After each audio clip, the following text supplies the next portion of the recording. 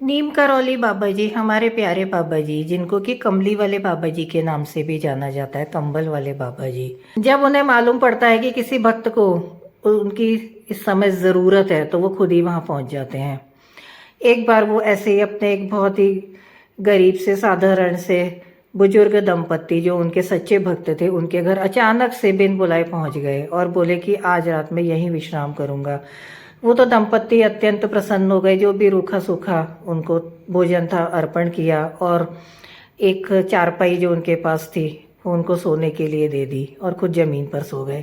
बाबा जी कंबल ओढ़कर सो गए, लेकिन पूरी रात बाबा जी ओह आह इस तरह की आवाज़ें, कराहने की आवाज़ें पूरी रात निकालते रहे। अब जो बुजुर्ग दंपत्ति थे वो डर के मारे, लिहाज के मारे बाबा जी को उठा भी नहीं पाए कि क्या आपको शिकायत, क्या आपको परेशानी है। ऐसे होते होते सुबह हो गई।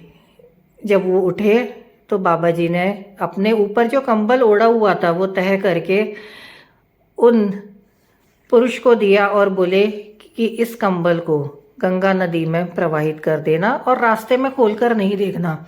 जब उन बुजुर्ग ने उस कंबल को हाथ में उठाया तो वो बड़ा ही भारी कंबल था, जैसे कि उसमें कोई लोहा या बहुत से कोई सामान रखा हुआ हो। खैर, बाबा की आज्ञा का पालन करना था। वो दंपत्ति गए और उन्होंने गंगा नदी में उस कंबल को प्रवाहित कर दिया। कुछ महीने यूं ही बीत गए। अचानक से उनका पुत्र, जो कि ब्रिटिश आर्मी में तैनात था फौज में, वहां पर से लौट आया। उसने बताया कि वो बर्मा फ्रंट पर तैनात था और युद्ध छिड़ गया।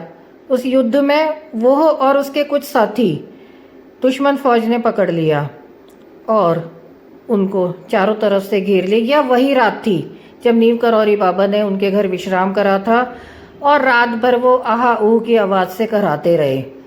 उसके बाद उनके बेटे ने बताया कि वह एक ऐसी काली रात थी जब चारों तरफ से सैनिकों से घिरने के बाद तमाम रात युद्ध चला और उनके सारे साथी गोलीबारी में, दुश्मन की गोलीबारी से मारे गए। लेकिन वो इतनी गोलीबारी के बावजूद जिंदा कैसे बचा रहा, उसको खुद आश्चर्य था। ये वही गोलियां थी जो नीम करौरी बाबा ने खुद उनके बेटे के बियाफ पर खाई थी और उन्हें उस कंबल का भी राज समझ आया कि वो कंबल इतना भारी क्यों था।